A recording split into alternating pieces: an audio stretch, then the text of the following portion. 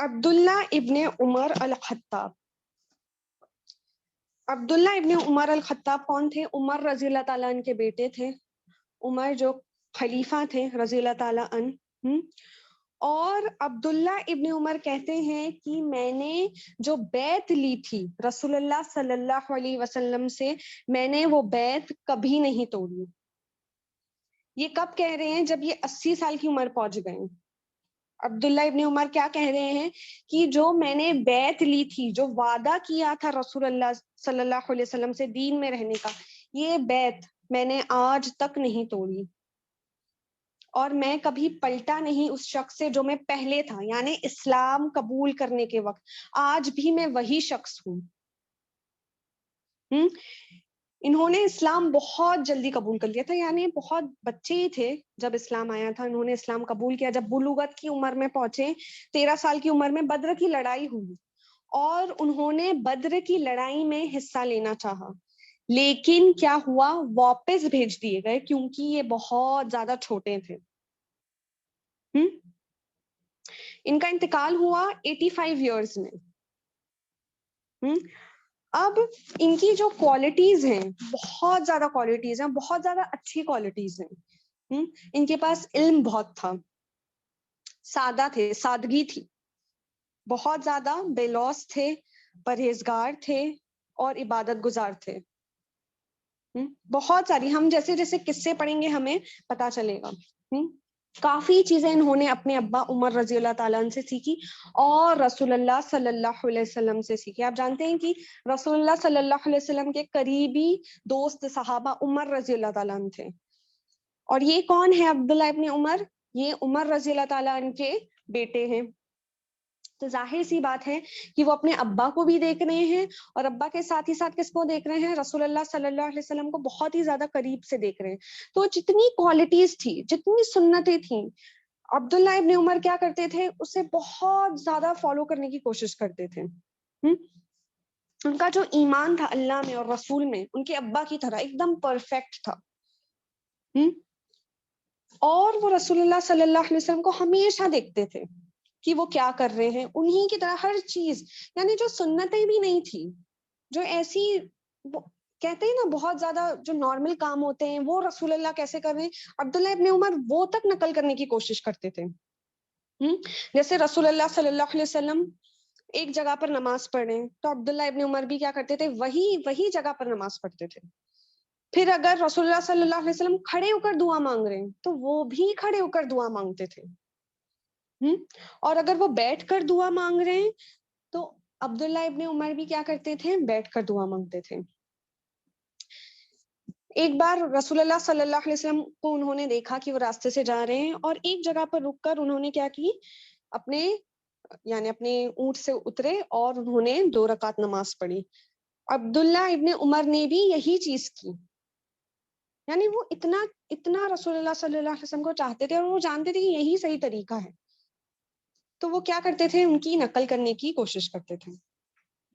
اور ایک دفعہ ان کو یہ تک یاد تھا کہ رسول اللہ صلی اللہ علیہ وسلم کہیں جا رہے تھے، ان کا جو اونٹ تھا وہ رکا اور رسول اللہ صلی اللہ علیہ وسلم وہاں سے اترے، اس پر سے اترے اور وہاں پر انہوں نے کیا کی؟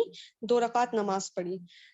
عبداللہ ابن عمر وہیں جگہ پر جا کر انہوں نے اپنے اونٹ کو روکا اور کیا کیا؟ وہاں پر اترے اور 2 رکعت نماز پڑھی، اسی طریقے سے جیسے رسول اللہ صلی اللہ علیہ وسلم نے کیا تھا. یہ اتنا زیادہ رسول اللہ صلی اللہ علیہ وسلم کو فالو کرتے تھے کہ عائشہ رضی اللہ تعالیٰ عنہ نے کہا کہ کسی نے بھی رسول اللہ صلی اللہ علیہ وسلم کو اس طریقے سے فالو نہیں کیا ہے چلتے پھرتے جیسے عبداللہ ابن عمر نے کیا ہے. مطلب یعنی لوگ بھی دیکھنے لگے تھے کہ وہ کتنا رسول اللہ صلی اللہ علیہ وسلم کے قدموں پر چلنا چاہ رہے ہیں.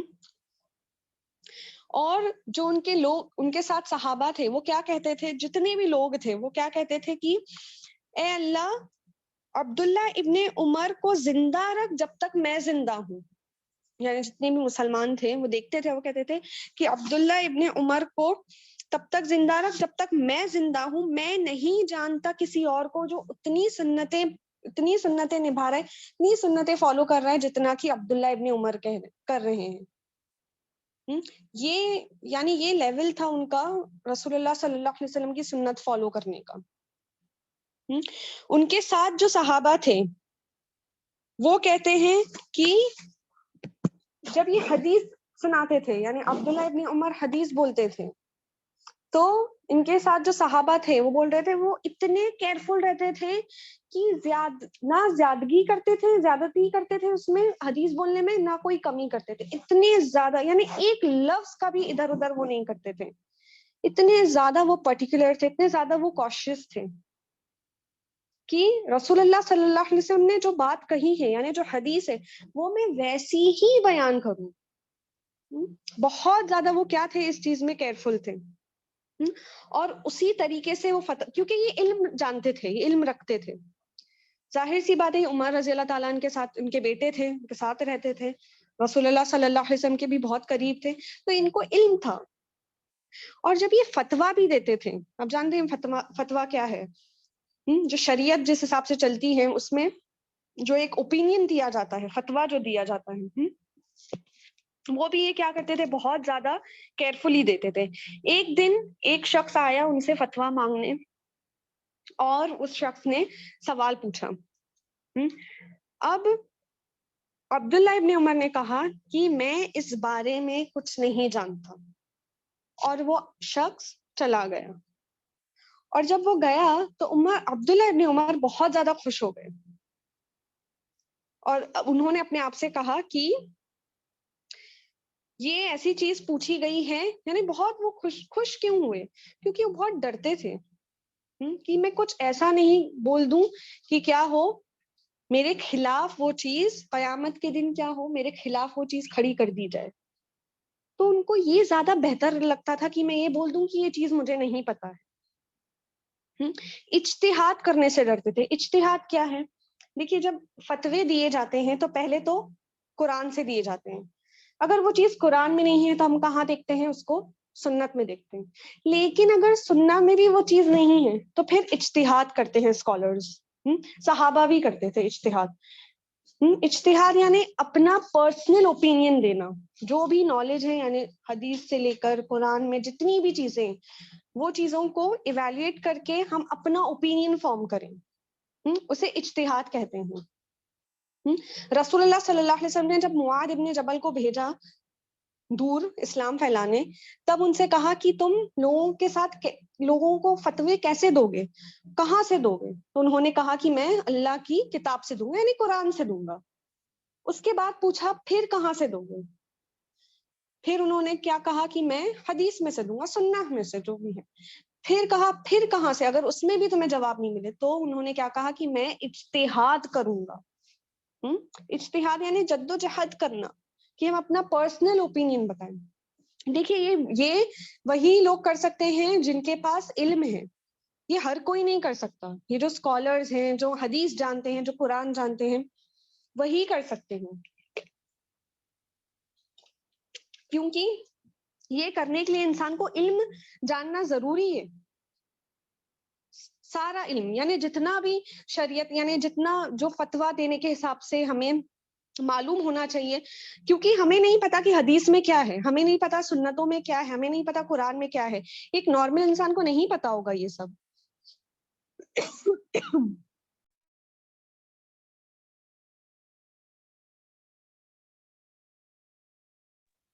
اسی لیے ضروری ہے کہ جو اجتہاد کرتا ہے وہ کیا کرے، وہ وہی اسکالر کرے جسے قرآن اور حدیث کا علم اچھے سے ہو. یہ کوئی نارمل انسان نہیں کر سکتا ہے، یہ وہی کر سکتا ہے جس کے پاس علم ہو. تو یہ ڈرتے تھے کیا کرنے سے؟ فتویٰ کرنے سے. لیکن آپ جانتے ہیں کہ ہمارا دین اتنا بہترین ہے کہ اگر ہم کوئی غلط بات بھی یعنی بتا دیں اس کے لیے بھی ہمیں ثواب ہے، کیونکہ ہم جدوجہد کرتے ہیں، ہے نا. اور اگر ہم صحیح فتویٰ دیں، یعنی صحیح فتویٰ دیں تو ڈبل ریوارڈ ہے. اور اگر ہم سے کچھ غلطی ہو جائے، چوک ہو جائے، تو اس کے لیے بھی ہمیں ثواب ملے گا. اور دوسری چیز یہ کیا کرتے تھے، یہ جج بننے سے، یعنی جج کی پوزیشن لینے سے. آپ جانتے ہیں جب اسلام نے بہت زیادہ پروگریس کی، بہت زیادہ پھیلا، تو عہدے بھی بہت زیادہ ہو گئے. پوزیشنز ہو گئی, لوگوں میں پیسہ آ گیا, مال آ گیا, تو پوزیشنز بھی کیا ہوئی, جو اتھارٹی تھی پوزیشنز وہ کیا ہوئی, بہت زیادہ وہ بھی بڑھ گئی. تو لوگ چاہتے تھے کہ جو نیک لوگ ہیں, جو بہت پرہیزگار ہیں, وہ کیا کریں, وہ یہ عہدے لیں. لیکن عبداللہ ابن عمر نے منع کر دیا کہ وہ یہ عہدہ نہیں لیں گے. جب عثمان رضی اللہ تعالیٰ کی خلافت چل رہی تھی, تب انہوں نے عبداللہ ابن عمر سے کیا کہا کہ آپ یہ عہدہ لیں, جج کا, فیصلہ کرنے والے کا عہدہ آپ لیں. تو انہوں نے منع کر دیا. عثمان رضی اللہ تعالیٰ نے کہا کہ یعنی میری خلافت میں خلیف ہوں اور آپ منع کر رہے ہیں. تو عبداللہ ابن عمر نے کہا کہ مجھے پتا ہے کہ 3 طریقے کے جج ہیں. ایک جو ایسا فیصلہ کرے بنا جانے کچھ, یعنی جس کے پاس علم نہیں ہے, کچھ بھی فیصلہ کر رہے, وہ جہنم میں جائے گا. دوسرا وہ جو اپنے مطابق, یعنی اس کے ڈیزائر کے مطابق, وہ جیسا چاہتا ہے اس کی خواہش کے مطابق فیصلہ کرے, وہ بھی جہنم میں جائے گا. اور تیسرا وہ جو اجتہاد کرے, جس کے بارے میں میں نے بتایا, اور اس پر کیا ہے, کوئی گناہ نہیں ہے, لیکن کیا ہوگا, وہ بھی خالی ہاتھ رہے گا, نہ گناہ ہوگا نہ ثواب ملے گا. یہ 3 چیزیں ہیں جج کی. پہلے 2 کون, ایک تو پہلا وہ جو بہت زیادہ کیا ہو, جس کے پاس علم نہیں ہو, اگنورنٹ ہو, وہ فیصلہ دے دے, ایسا فیصلہ دے دے جو یعنی بہت بیس لیس ہو, وہ کہاں ہے, اس کی جگہ جہنم میں. دوسرا جو اپنی خواہش کے مطابق دے, وہ بھی جہنم میں ہے. اور تیسرا وہ جو اجتہاد کرے اور اس کے اوپر کوئی گناہ نہیں ہے, لیکن کیا ہے, ثواب بھی نہیں ہے. اسی لیے انہوں نے کیا کیا, انہوں نے خوف سے, اللہ کے خوف سے یہ جگہ لینے سے منع کر دی. اب عثمان رضی اللہ تعالیٰ نے کہا کہ میں آپ کو اس بات کی اجازت تبھی دوں گا جب آپ مجھ سے یہ وعدہ کریں گے کہ یہ لوگوں میں یہ بات کبھی نہیں جائے گی کہ آپ نے منع کیا ہے, کیونکہ آپ اتنے پرہیزگار ہیں, آپ اتنے عبادت گزار ہیں. اگر لوگوں کو یہ بات پتا چلے کہ لوگ ڈر رہے ہیں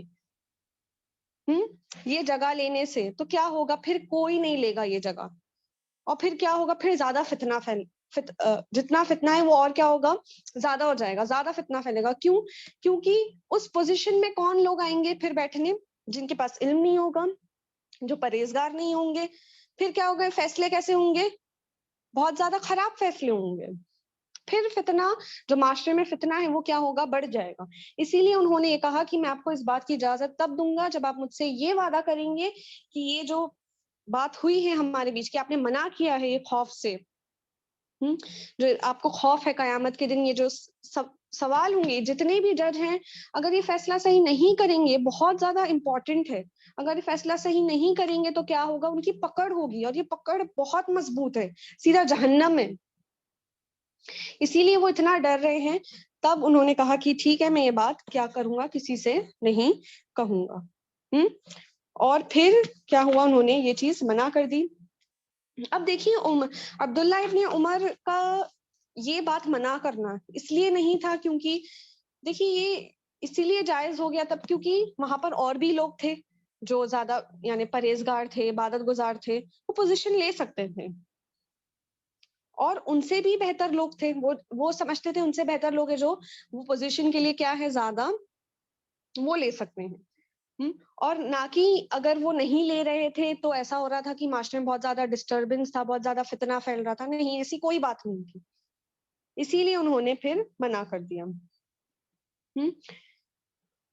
عبداللہ ابن عمر جو تھے وہ بہت زیادہ کیا کرتے تھے, راتوں میں نماز پڑھتے تھے, راتوں میں نماز پڑھتے تھے, بہت زیادہ معافی مانگتے تھے, بہت زیادہ روتے تھے. اور انہوں نے ایک بہت خوبصورت خواب دیکھا تھا. رسول اللہ صلی اللہ علیہ وسلم نے اس خواب کو انٹرپریٹ کیا تھا اس طریقے سے کہ عبداللہ ابن عمر بہت کیا ہوئے تھے, بہت زیادہ خوش ہوئے تھے. یہ خواب یہ تھا کہ انہوں نے یہ دیکھا تھا کہ وہ جنت میں گھوم رہے ہیں اور کہیں پر بھی جا رہے ہیں, ایک فلائنگ میٹ پر وہ بیٹھے ہوئے ہیں, اور وہ جنت میں جہاں ان کو جانا ہے اس پر جا رہے ہیں. لیکن وہ دیکھتے ہیں کہ 2 لوگ آ رہے ہیں اور ان کو جہنم کی طرف لے کر جا رہے ہیں. پھر کیا ہوا، ایک فرشتہ آیا اور کہا ان لوگوں سے کہ مت ڈرو، اور وہ لوگ چلے گئے. ان کی بہن حفصہ رضی اللہ تعالی عنہ نے یہ خواب رسول اللہ صلی اللہ علیہ وسلم کو بتایا. رسول اللہ صلی اللہ علیہ وسلم نے کیا کہا کہ کیا بہترین شخص ہے عبداللہ، اگر وہ راتوں کو عبادت کر رہا ہے تو اس سے کیا کہو کہ وہ بہت زیادہ اور عبادت کرے. اب دیکھیے یہ لوگ زندگی کیسی بتا رہے ہیں ان کی، عبادت کرتے ہوئے، یعنی چھوٹے چھوٹے معاملوں میں بھی کیا کر رہے ہیں، اللہ سے ڈر رہے ہیں. آگے ہم دیکھیں گے کہ ہمیں ایسا لگے گا ہم کیا کر رہے ہیں. یہ لوگ اتنے چھوٹے چھوٹے جو معاملے ہیں، یعنی وہ آسانی سے یہ پوزیشن لے سکتے تھے جج کی، اتنے پرہیزگار، اتنے علم والے، لیکن پھر بھی منع کر رہے ہیں، کتنا ڈر رہے ہیں. اب جب انہوں نے یہ جو تہجد تھی، یعنی راتوں کی جو نماز تھی، تب تک پڑھی، اپنے آخری وقت تک بھی پڑھی. اور جب جب یہ قرآن پڑھتے تھے تو کیا کرتے تھے، کوئی بھی ایسی آیت آتی تھی جہاں پر یعنی وارننگ تھی اللہ سبحانہ وتعالیٰ کی، تب کیا ہوتا تھا، ان کے آنکھوں سے آنسو گرنے لگتے تھے. میں یہاں پر انشاءاللہ سٹاپ کروں گی. اگر آپ لوگوں کے کوئی سوال ہیں تو آپ لوگ پوچھ سکتے ہیں. نیکسٹ ویک ہم انہی کے بارے میں کنٹینیو کریں گے انشاءاللہ.